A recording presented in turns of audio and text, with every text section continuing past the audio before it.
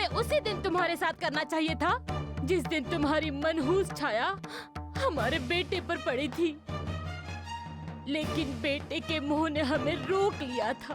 तेरी मनहूस छाया हमारे बेटे के दिल पर थी, इसीलिए चाह कर भी हम उसके दिल को ठेस नहीं पहुंचा पाए। जैसी करनी वैसी भरनी, जैसा कर्म करोगे वैसा ही फल मिलेगा, यही जीवन का दस्तूर है।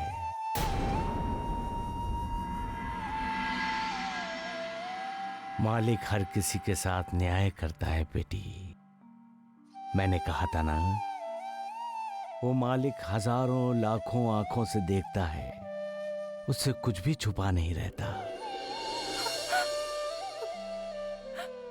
तुमने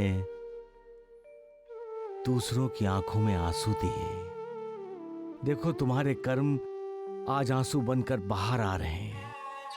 ये तुम्हारे लिए सीख है।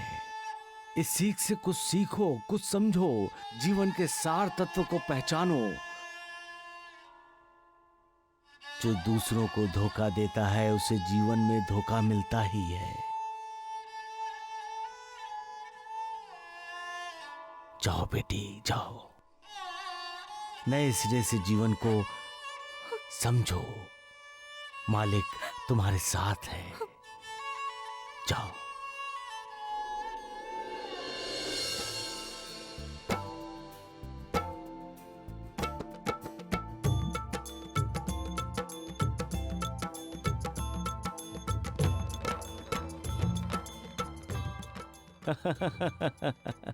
क्या कहता है तुम्हारा नंदी बैल?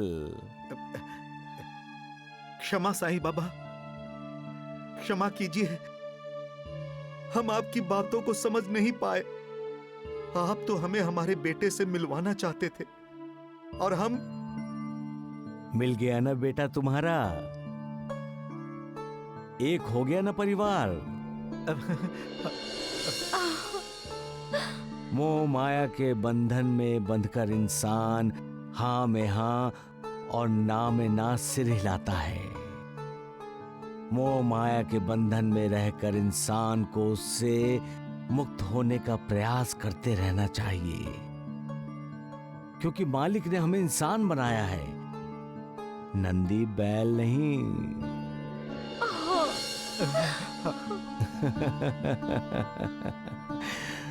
सबका मालिक एक।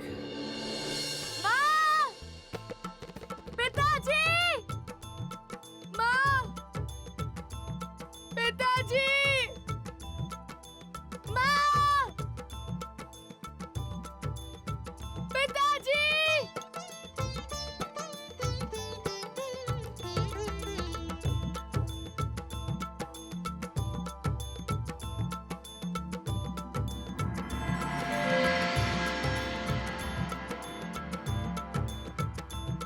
साईं बाबा, साईं बाबा, आप आ गए साईं बाबा। हाँ?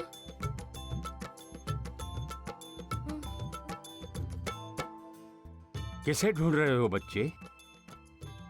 साईं बाबा को, माँ को, पिताजी को। अंधे हैं वो लोग दोनों, पता नहीं कहाँ चले गए। मेरे सिवा उनका कोई नहीं है। बच्चे, क्या तुम उस परवरदिगार को भूल गए हो जिसका कोई नहीं होता, उसका भगवान होता है। उन्हें सिर्फ मेरा सहारा है। वो सबका सहारा है बच्चे, वो सबको सहारा देता है। कौन ध्यान रखेगा मेरे माँ और पिताजी का? मालिक, भगवान। कौन उनकी मदद करेगा? मालिक, ईश्वर। कौन उनकी रक्षा करेगा? मालिक। बच्चे, क्या तुम्हारा भगवान पर भरोसा नहीं है? अपने विश्वास को डगमगाने मत देना बच्चे। अपनी आस्था पर, उस मालिक के अस्तित्व पर कभी शक मत करना। वो है बच्चे, वो हर किसी का मददगार है, मार्ग भटकने वालों का मार्गदर्शक है। वो वो तुम्हें जरूर मार्ग दिखाएगा। वो तुम्हें तुम्हारे माता पिता से जरूर मिलाएगा।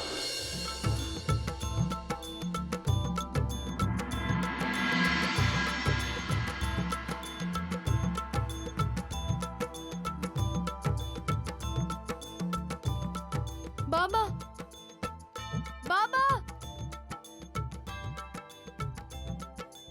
साईं बाबा, साईं बाबा। इंसान ना भी चाहे गुरुदेव, लेकिन हालात ऐसे पैदा हो जाते हैं कि एक न एक दिन उसे मालिक की शरण में जाना ही पड़ता है गुरुदेव। जो इंसान जिंदगी भर मालिक का नाम नहीं लेता, उसे भी मालिक का नाम लेना ही पड़ता है। वो भी मालिक को पुकारता है। ऐसा क्यों साईं? पुकारता है क्यों? अपने आप को शक्तिशाली समझने वाले इंसान को जब यह एहसास होता है कि वो बलवान नहीं निर्बल है, तब उसका अहंकार चकनाचूर हो जाता है और उसे मालिक की याद आती है। मालिक का ध्यान हर किसी पर होता है। जो सच्चे दिल से मालिक की शरण में जाता है, मालिक उसका उद्धार करता है। जानता हूं साईं, जानता हूं। एक छोटी सी कहानी सुनाऊं साईं? अवश्य गुरुदेव। गजेंद्र नाम का एक हाथी था। उसे प्यास लगी और वो पानी पीने के लिए नदी में गया। नदी में रहने वाले एक मगरमच्छ ने उसका एक पैर अपने दांतों से पकड़ लिया। आहिस्ता आहिस्ता मगरमच्छ हाथी को पानी में खींचकर ले जाने लगा। तभी गजेंद्र ने मालिक को पुकारा, श्री हरि मेरी रक्षा करो, श्री हरि मेरी रक्षा करो, मैं तुम्हारी शरण में आया हूँ। और गजेंद्र हाथी ने अपनी सूंड से कमल का एक फूल तोड़ा और भगवान को अर्पित कर दिया। साथ साथ उस शरणागत ने अपने आंसुओं की माला भी मालिक को अर्पण की।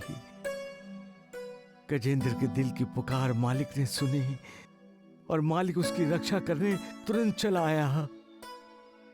गुरुदेव, मालिक सोना चांदी पैसा कुछ नहीं चाहता।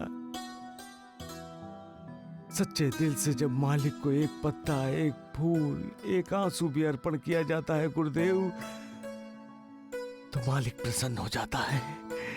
जो मालिक का संपूर्ण शरणागत बन जाता है, मालिक उसका उद्धार कर देता है। हमारी कोशिश को जब मालिक का आशीर्वाद मिलता है तो असंभव भी संभव हो जाता है। इसे ही सफलता कहते हैं गुरुदेव।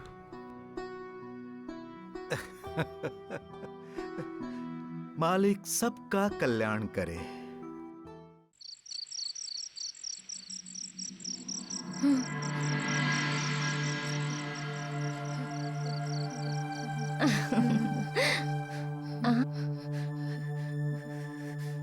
अरे कौन है ये बच्चा और यहाँ इसे क्यों ठंड सो लग रहा रही है, है? कंबल ओढ़ा दो।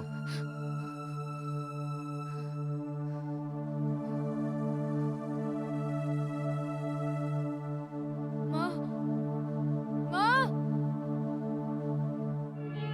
माँ, माँ,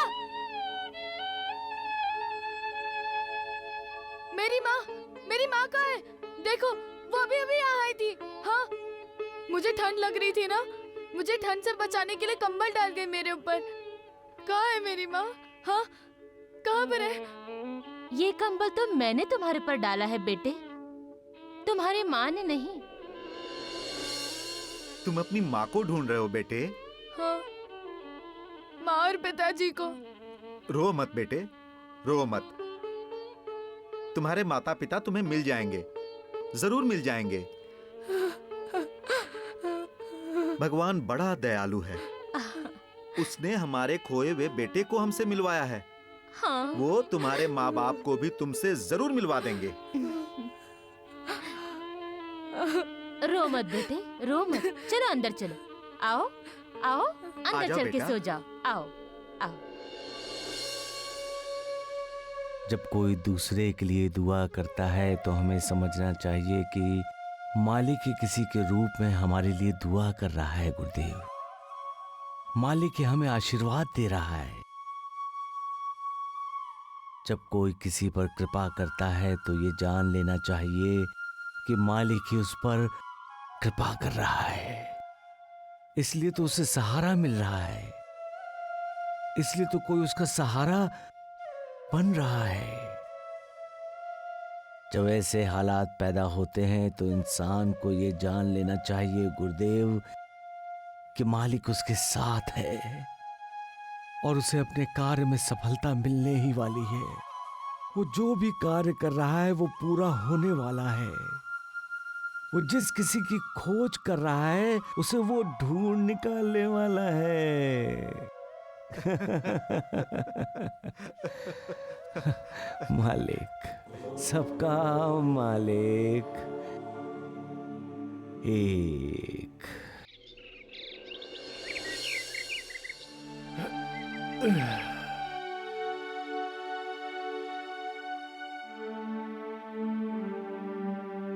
कितनी देर लगा दी आपने? हाँ जानकी, देर हो गई। एक दुकान से दूसरी, दूसरी से तीसरी, इसी तरह पूरा गांव ढूंढ कर आ रहा हूं, पर किसी ने उधारी नहीं दी। क्यों? अरे माँ ने गांव के पूरे साहूकारों और बनियों को हमें कर्ज और उधारी ना देने के लिए फरमान जारी किया है। अब क्या होगा जानकी? जो कुछ भी होता है अच्छे के लिए ही होता है। शायद माँ जी के इस फरमान में हमारी कोई भलाई छिपी होगी। पता नहीं कौन सी भलाई छिपी है, पर खाने के लिए 2 वक्त की रोटी तो चाहिए ना। इस बारे में हम बाद में सोचेंगे। हाथ मुंह धो लीजिए, मैं आपके लिए खाना परोसती हूँ।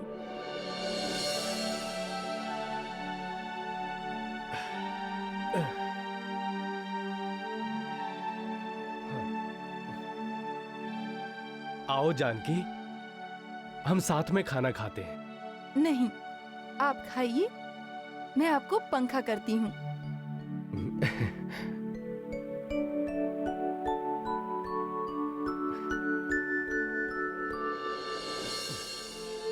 समर्पण ही दाम्पत्य जीवन का मूल मंत्र है। पति का समर्पण पत्नी के लिए होता है और पत्नी का पति के लिए। जहां समर्पण होता है वहां प्यार है, वहां विश्वास है, एक दूसरे के लिए हद से गुजर जाने की तमन्ना है।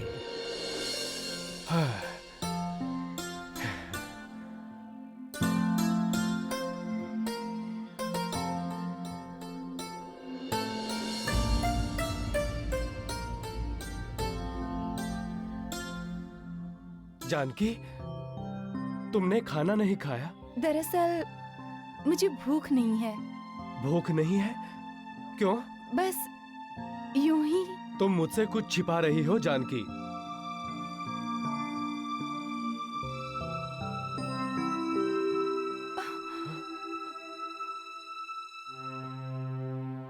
ये तुमने अच्छा नहीं किया जानकी। तुमने खाना मुझे खिला दिया और खुद पानी पी लिया।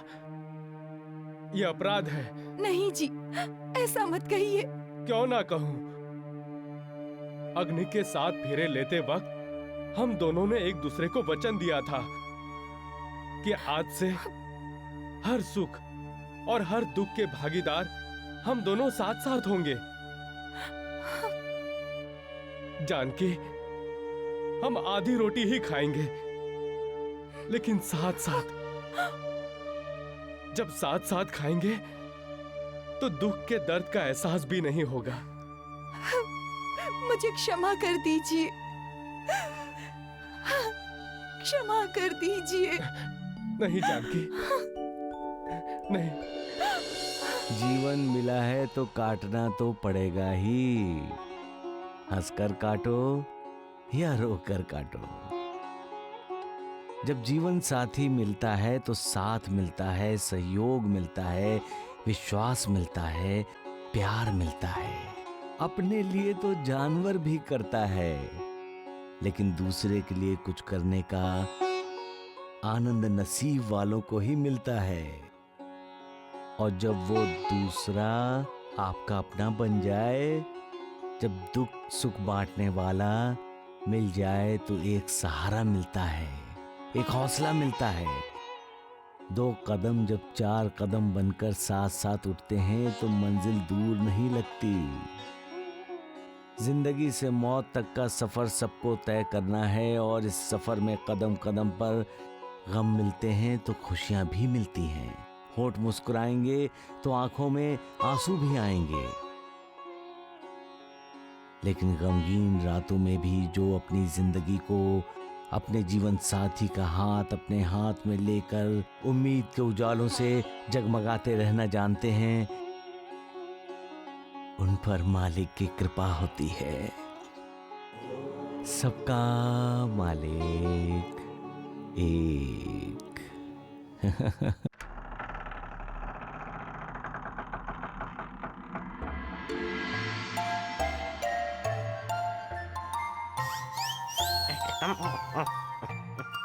क्या बात है धोंडू भैया, नींद नहीं आ रही है क्या?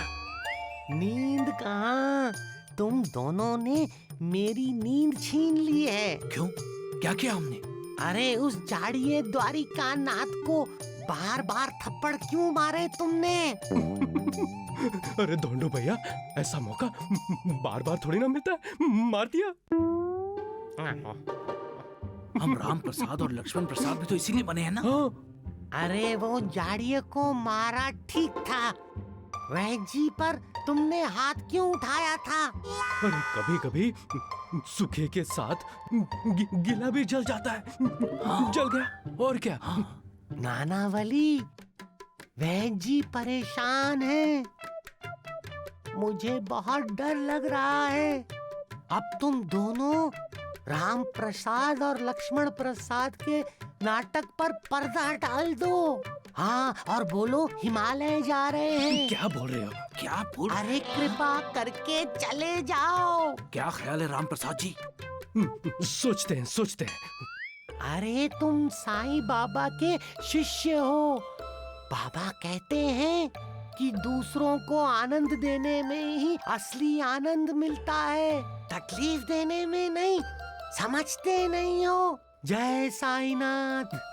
जय साईनाथ। जाओ। क्या करें?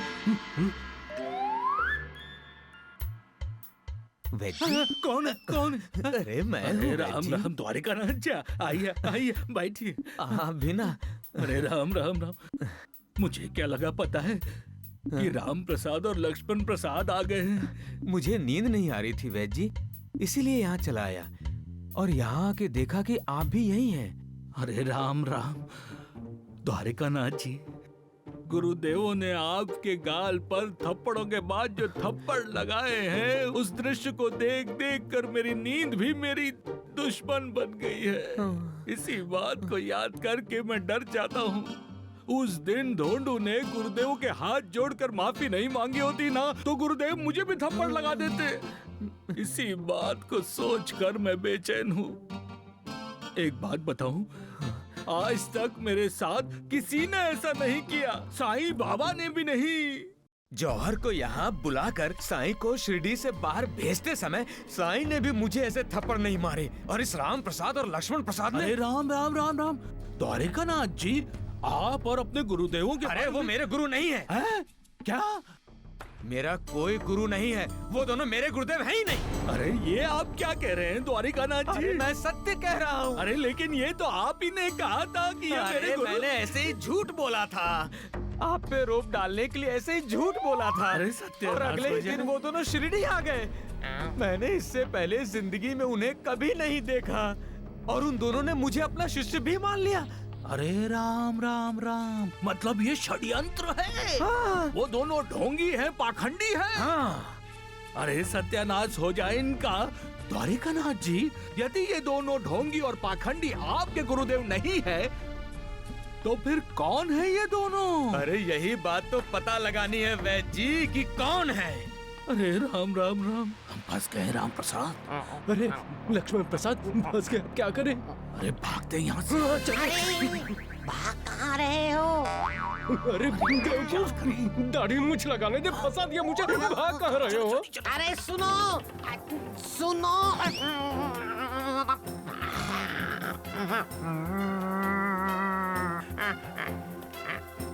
मेरी नाक टूट गई। कितनी भी मजबूत इमारत खड़ी की हो, सच के हल्के से झटके से टूट जाती है।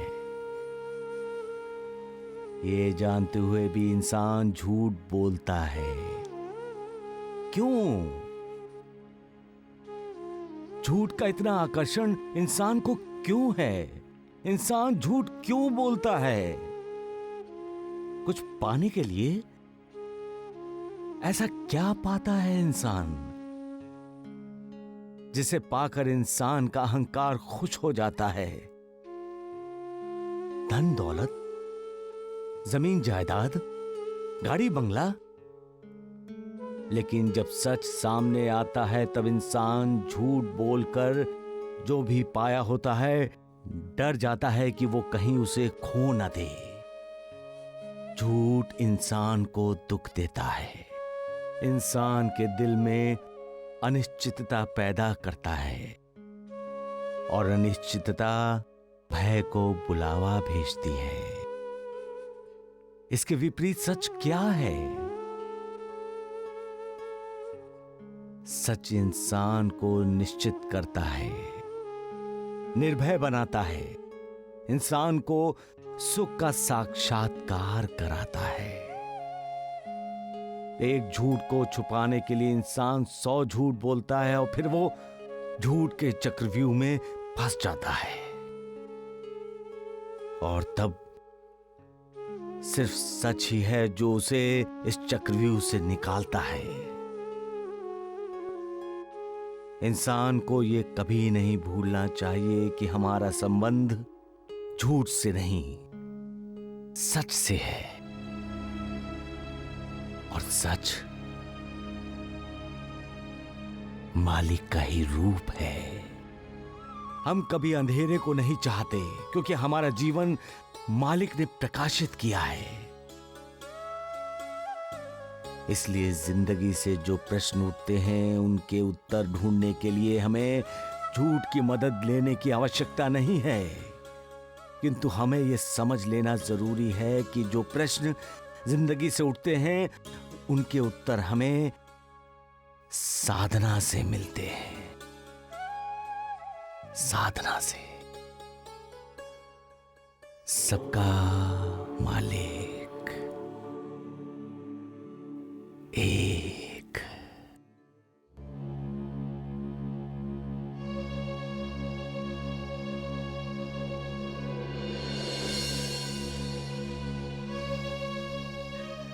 बच्चा मासूम है लेकिन तकदीर वाला है। आप ज्योतिषी कब से हो गए? अरे भाग्यवान, इसमें ज्योतिषी जानने की क्या जरूरत है। बच्चा राहता में आया है जहां साईं बाबा है। समझ गई मैं। आप क्या कहना चाहते हैं? क्या? यही ना कि जैसे हमारा खोया हुआ बेटा साईं बाबा ने हमें मिला दिया है। हाँ, उसी तरह इसके खोए हुए माँ बाप को साईं बाबा इससे मिलवा देंगे।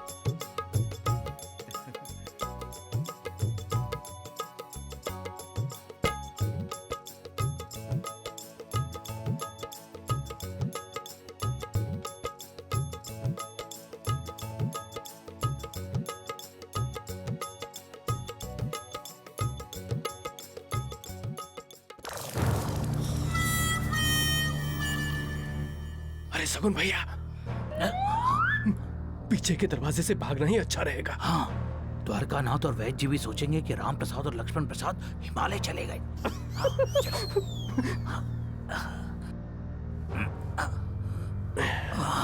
चलो जल्दी जल्दी, चलो चलो चलो, दरवाजा खोलो, दरवाजा शांति से।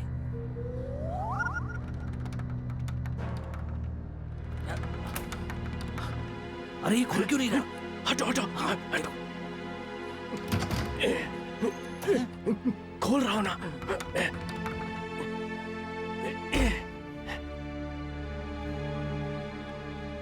अरे सगुन भैया, लगता है द्वारिकानाथ ने ना दरवाजे के बाहर से कुंडी लगा दी है। अरे अब क्या करें नानावली? सुबह होने की प्रतीक्षा करते, चलिए सोते हैं। अरे फंस गए यार।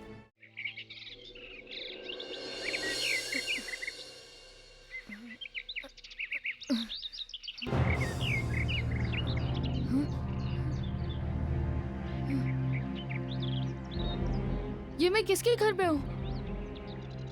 वहाँ माँ और पिताजी कितने परेशान होंगे और मैं यहाँ सो रहा हूँ। साईं बाबा, मेरे माँ और पिताजी का ख्याल रखना।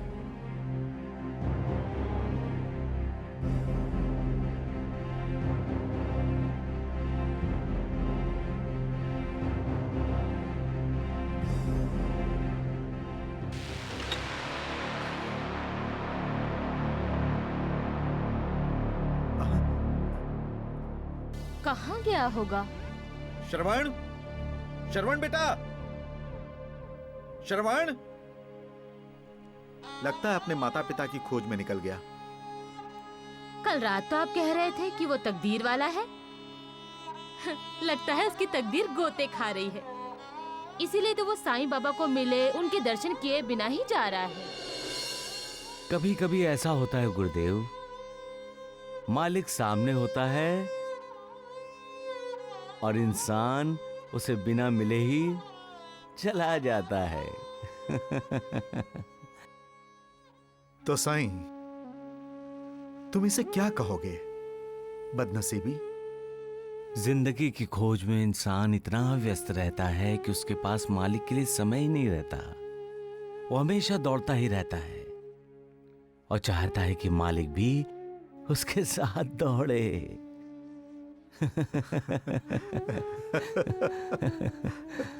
गुरुदेव, हाँ। एक राजा रोज रात को भेष बदलकर अपनी नगरी में घूमता था, ये जानने के लिए कि उसकी प्रजा सुखी है या नहीं। हर रात वो एक साधु को जागते हुए देखता।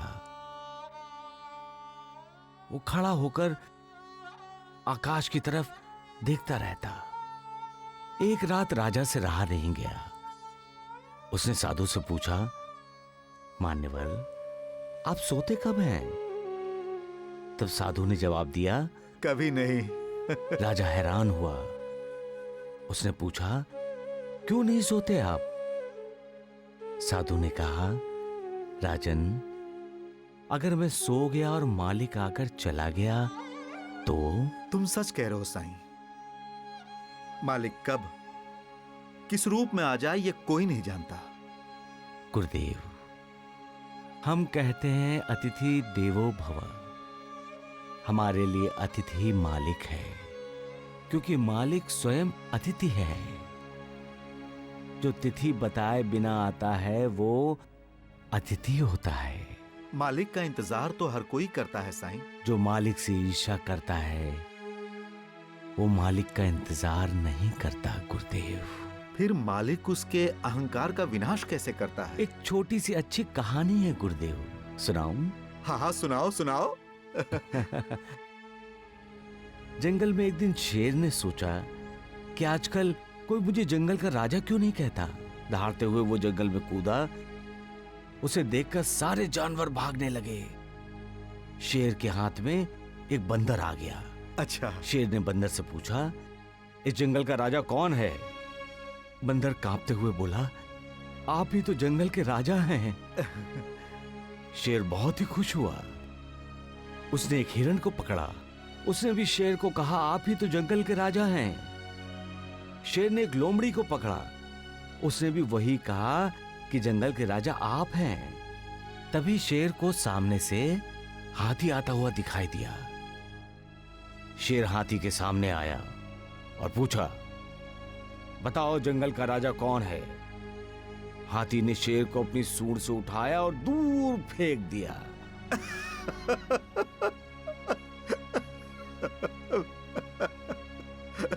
शेर को लगा कि वो आकाश से नीचे गिरा है। मुश्किल से उठकर उसने हाथी से पूछा, तुम्हें अगर सवाल का जवाब नहीं पता था तो बोल देना चाहिए था, इस तरह उठाकर क्यों फेंका?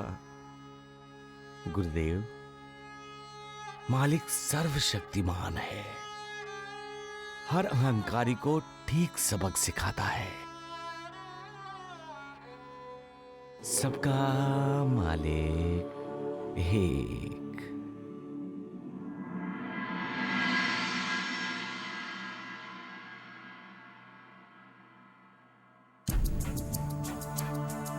क्या देख रहे हैं जमींदार साहब?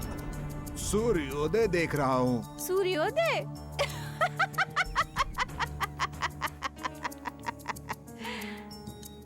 अब रघु की दुनिया में सूर्योदय कभी नहीं होगा।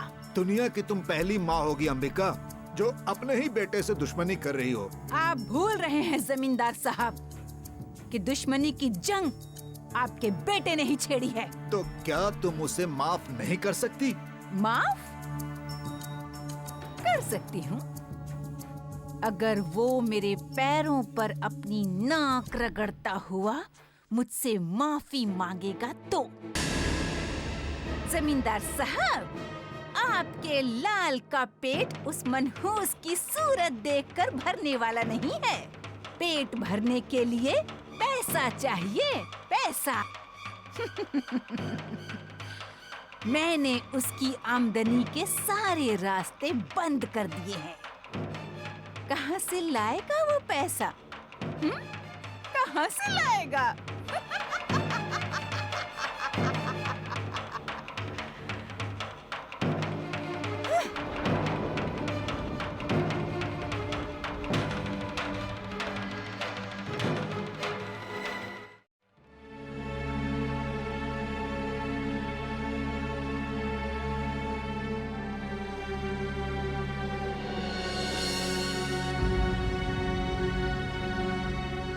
ऐसे क्या देख रहे हैं आप?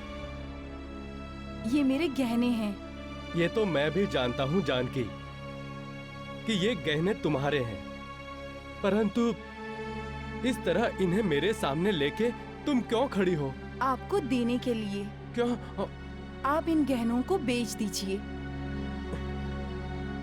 और इन्हें बेचकर जो भी पैसा मिलता है उससे कुछ जमीन खरीद लीजिए। नहीं जानकी, ये मुझसे नहीं होगा। क्यों नहीं होगा? पत्नी के गहने हैं इसलिए पति का अहंकार गहने लेने से इनकार कर रहा है? नहीं जानकी। तो फिर? ये स्त्री धन है, इसे मैं हाथ नहीं लगाऊंगा।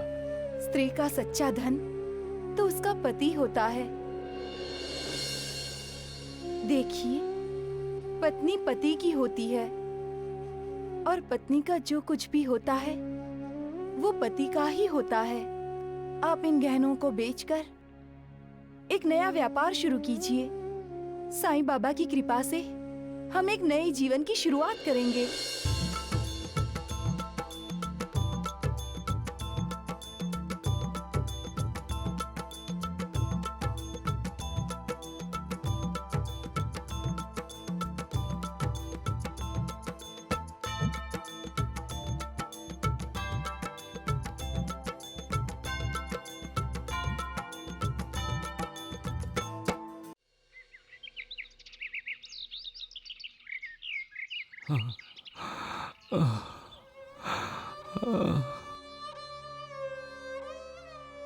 साईं, क्या हुआ?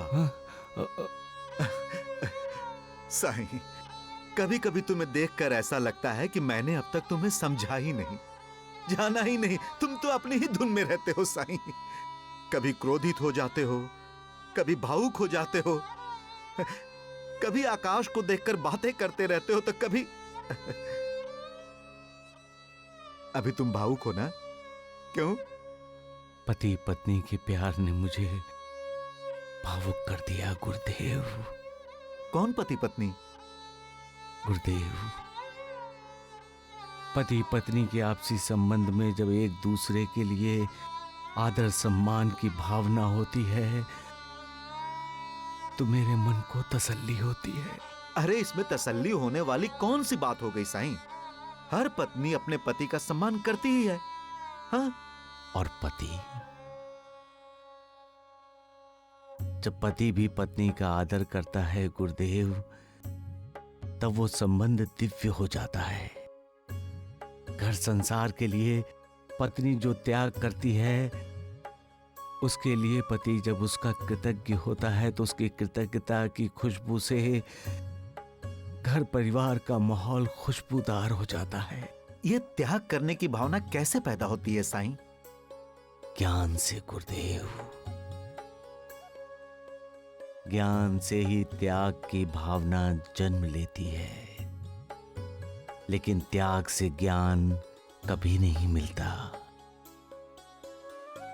ज्ञान मनुष्य का उद्धार करता है, अज्ञान नहीं। इंसान ज्ञान कहां से पाएगा साईं? अपने आप से गुरुदेव। ज्ञान को खोजने जाने की जरूरत नहीं है, खुद इंसान के अंदर ज्ञान का भंडार है। हम अपने अंदर झांकेंगे तो हमें ज्ञान का साक्षात्कार होगा, और ज्ञान के साक्षात्कार का अर्थ है हमें अपने अंदर परमात्मा के अंश आत्मा का दिव्य दर्शन होगा, ज्ञान का प्रकाश दिखाई देगा।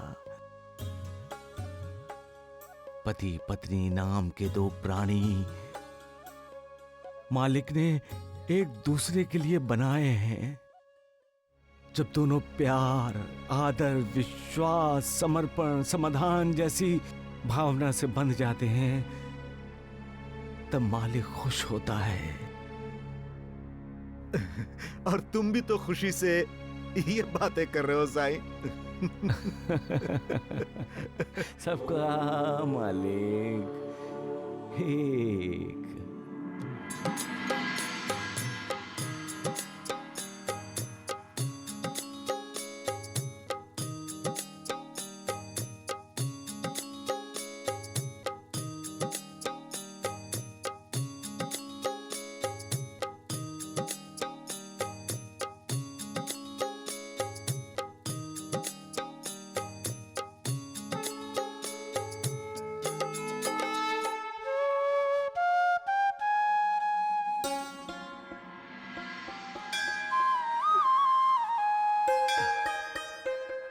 हमारा श्रवण यदि यहाँ हो तो वो हमें देखेगा तो ही हमें मिलेगा। हम ना तो उसे ढूंढ सकते हैं और ना ही मिल सकते हैं। सच कहूं, अब मुझे श्रवण की बहुत चिंता हो रही है। वो बेचारा भी बहुत परेशान हो रहा होगा। हाँ। न जाने कहां कहां ढूंढ रहा होगा हमें। हाँ। और जब हमें साईं बाबा का पता चला तो वो शिरडी छोड़कर चले गए और हमारा श्रवण हमसे बिछड़ गया। साईं बाबा, हमारी आंखें हमें मिले न मिले, हम पर एक कृपा कीजिए। हमारा श्रवण हमें लौटा दीजिए। हमारा श्रवण लौटा दीजिए। हमारा श्रवण हमें मिल गया तो हम समझेंगे हमारी आंखें हमें मिल गई।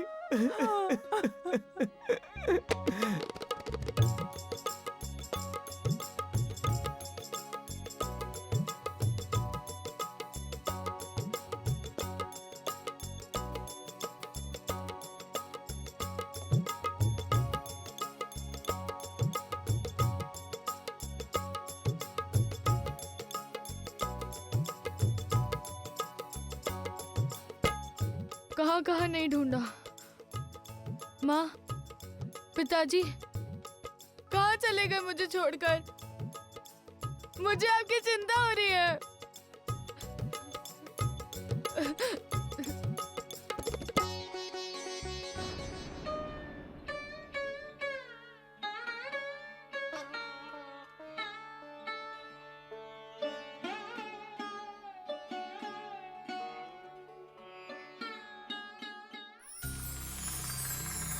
श्रवण, मेरे दोस्त,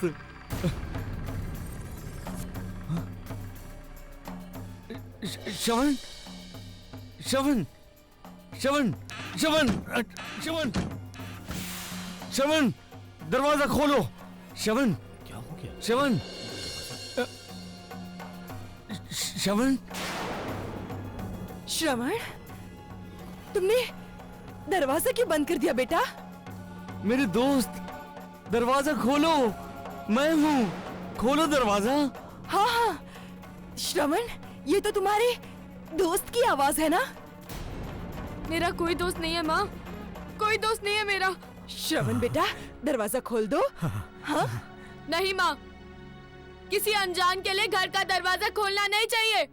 मैं क्या तुम्हारे लिए अनजान हूँ श्रवण? श्रवण, अनजान हूँ क्या मैं? हाँ श्रवण, श्रवण मेरे दोस्त।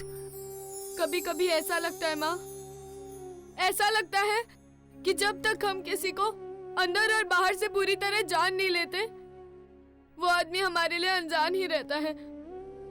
और साईं बाबा भी हमारे लिए अनजान ही है। एक बार मुझसे मिल लो श्रवण, सिर्फ एक बार मुझसे मिल लो श्रवण, सिर्फ एक बार। नूर बहन, श्रवण कितना सौभाग्यशाली है कि साक्षात भगवान उसे मना रहे हैं। नहीं शक्कुबाई, श्रवण बदनसीब है। मालिक दरवाजे पर दस्तक दे रहे हैं और देखो, उसने अपने नसीब के दरवाजे को बंद कर लिया है। मुझे आपसे नहीं मिलना साईं बाबा, आप चले जाइए।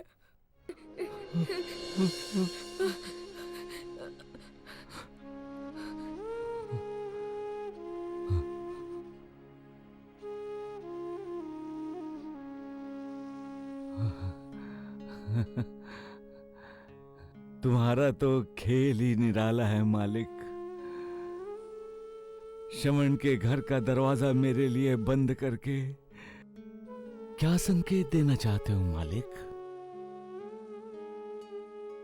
इस कलयुग में इंसान ने अपने दिल के दरवाजे बंद कर दिए हैं।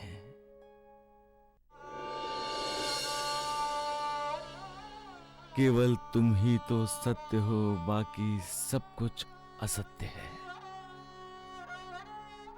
केवल तुम ही नित्य हो, बाकी सब कुछ अनित्य है।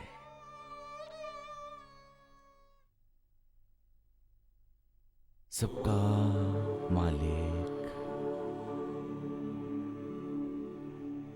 एक।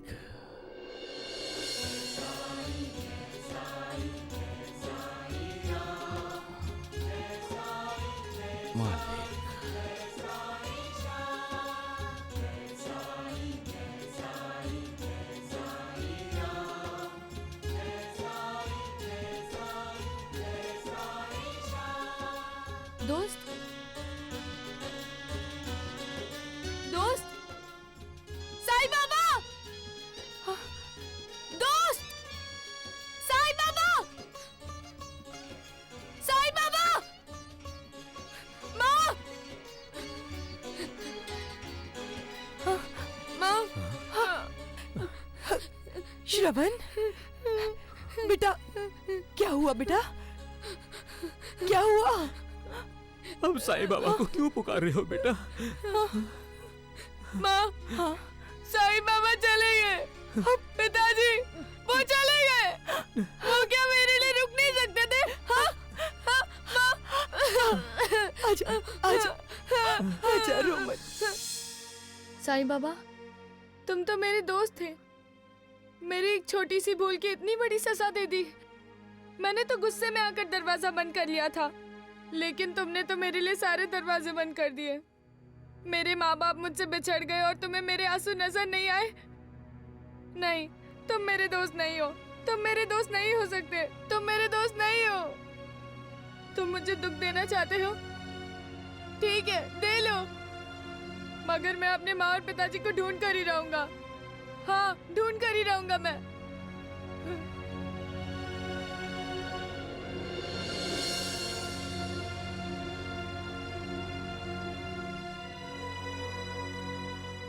वाह मालिक वाह, क्या जीवन की रीति बनाई है। मिलना, मिलकर बिछड़ जाना। तुमने तो ये रीत बना दी, लेकिन तुम्हारा इंसान इसे समझ नहीं पाया। बिछड़ना जीवन की पूर्णता को प्राप्त करना है, जन्म से लेकर मृत्यु तक इंसान जीवन के रंगमंच पर कठपुतली की तरह मिलने और बिछड़ने का खेल खेलता है और एक दिन हमेशा के लिए बिछड़कर पूर्णता को प्राप्त कर लेता है। यही जीवन का सार तत्व है। इसे समझना जरूरी है। जो इंसान इसे समझ लेता है वो भटकता नहीं, ना ही वो भटककर निराश होता है। वो ये जान जाता है कि मिलकर बिछड़ना और बिछड़कर फिर से मिलना ही जीवन का चक्र है।